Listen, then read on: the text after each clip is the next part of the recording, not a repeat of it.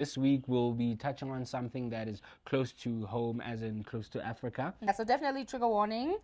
Trigger warning: human trafficking, sex trafficking. What we're talking about is the dark side of Dubai. I'm sure by now you all have seen that documentary. It is a documentary that was done by BBC. And there's this chick called Oronako is the one who is basically went out, did the interviews, obviously with the support of her team. The dark side of Dubai essentially has to do with Ugandan girls and women being sex trafficked or human trafficked into Dubai in order to please whoever that clientele is. And what he does is that the girls will come in, he will buy them clothes the first couple of weeks, he'll treat them nice, and then he puts them in this hostel where about 50 other girls and women are also living. This hostel is then owned and controlled by a man that goes by the name Charles Mwesigwa. He's also known by his nickname Uebi.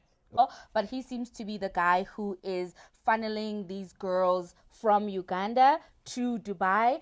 So basically what he does is that he promises these women, or rather in this case, Monakis, he promises her a legitimate job over in Dubai, right?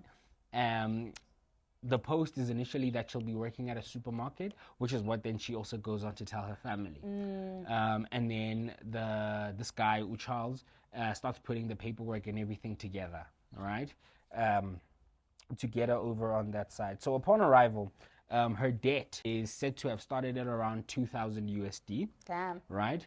And then in a space of just a week or two, it skyrockets to something above 27,000 USD.